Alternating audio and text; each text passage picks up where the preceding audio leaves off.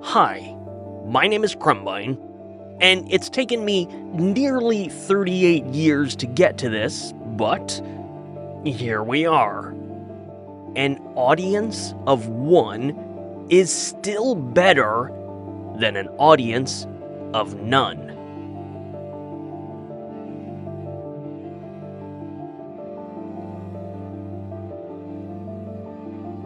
I don't have a lot of luck with people. Interesting! Very interesting. I'm intrigued. I just have one question. Just one? What, you think I should have more? Well, one seems a little anemic. Richard, What? You had a question. Oh, right. Why? What? Why? Really? That's your question?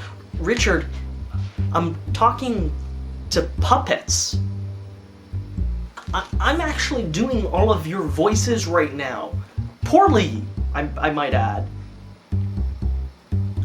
I mean, come on, that's just not right. I hate being superficial. I despise routine pleasantries. Stupid people are boring, boring people bore me, and as you can probably guess, I have a little bit of an issue with honesty. In that, I'm not particularly great at withholding it. Okay, fine. I work at a morally and ethically bankrupt corporation devoted to ruining people's lives. Sounds horrific. You have no idea. So, what do you do? I sell timeshares. Ouch. Well, I don't sell them. I process the contracts. It's kind of like holding the devil's nutsack as he butt-fucks your parents out of their retirement money. You're not actually committing the violation yourself, but you have a hand in the process. I can tell you hold your employer in the highest regard. What can I say? I have what most would call an admirable work ethic. I can tell. For example, it may be strategic in life or work or family to just, lie. Or, at the very least, not give voice to your genuine thoughts on any given matter. I am not good at that, which makes me a little bit of an asshole.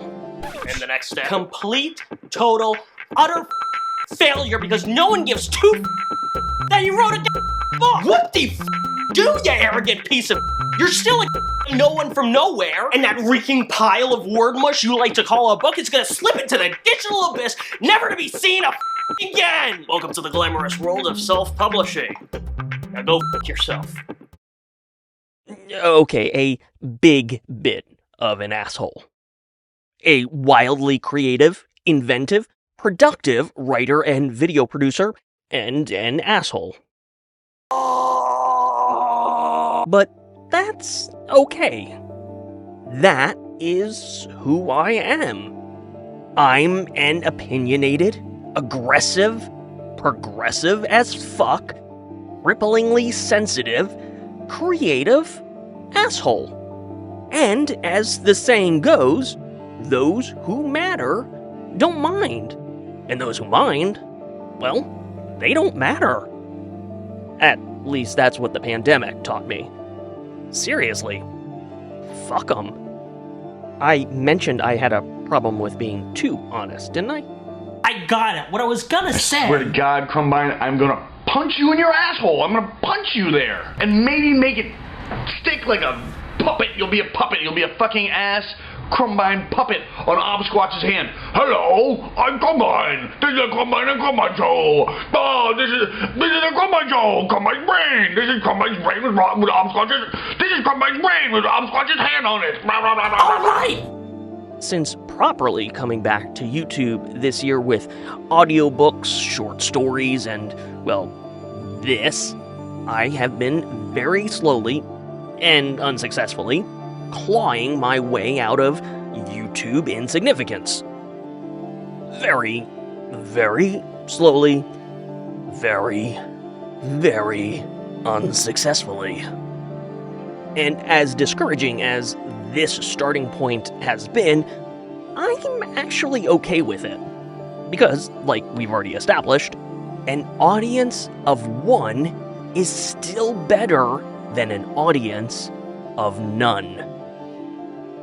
Now, you're probably thinking that the one I'm referring to is myself, but no. I am not my audience. Yes, I create for myself, but that doesn't change the fact that more often than not I feel like I'm shouting into the void. In other words, unlike Neo, I am not the one.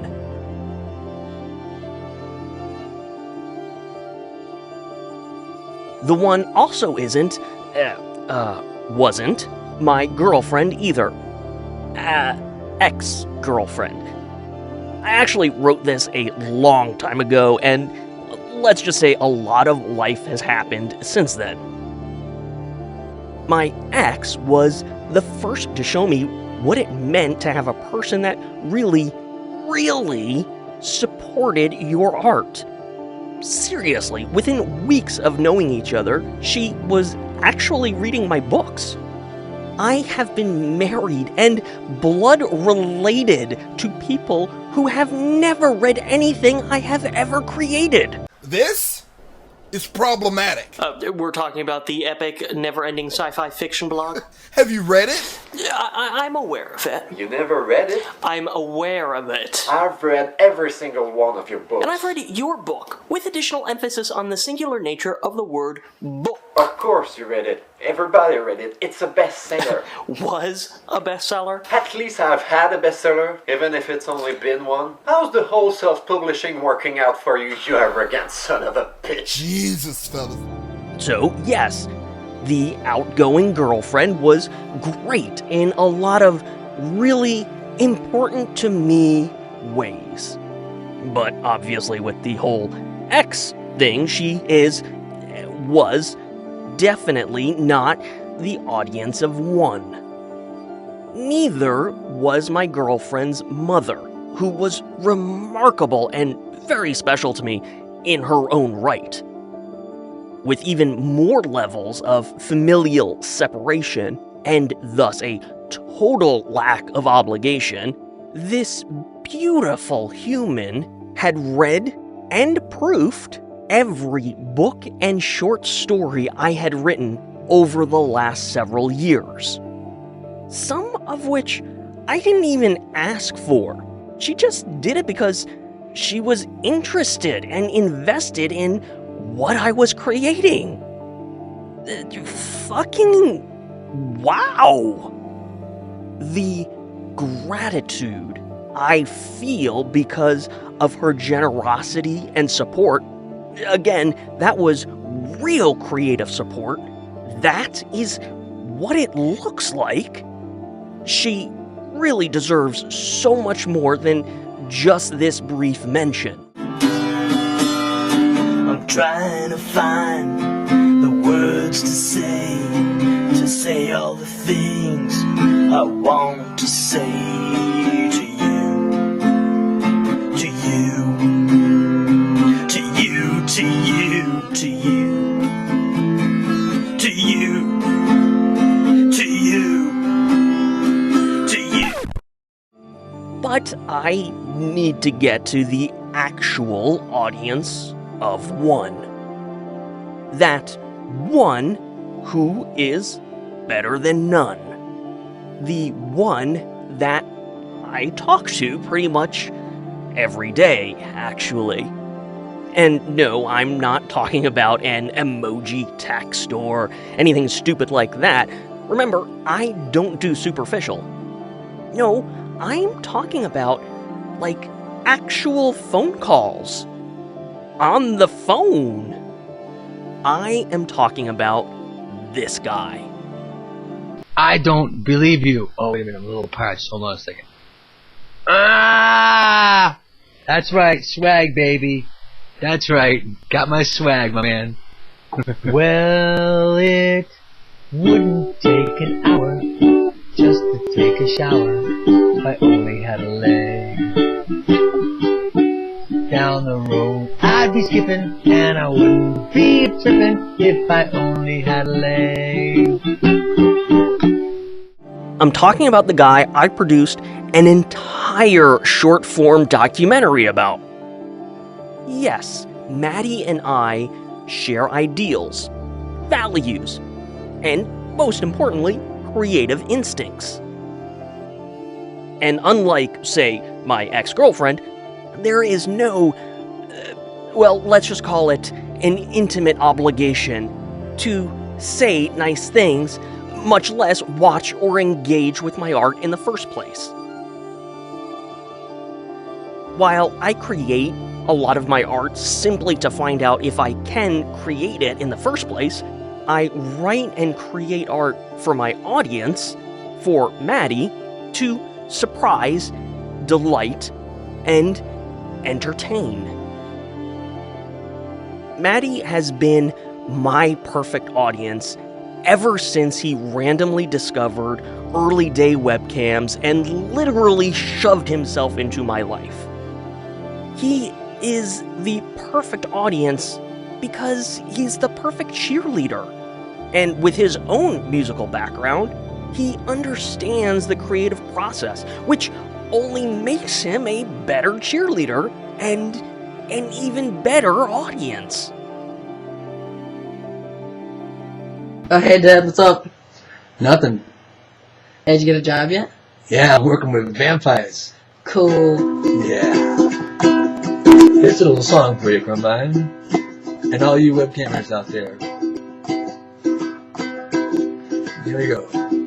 Well, vampires, they can't poop. And they're not real cool. And I don't think they can get hard on. But I gotta get a job, so I'm going to Walmart and hang out with vampires every day. Well, I'm no Chris LeBrain, but I'm just as insane. So this is my song about vampires, bedheads, and boners for you. If you make art, any kind of art, you need a Maddie in your life. Because an audience of one is still better than an audience of none. Thank you for watching, Maddie.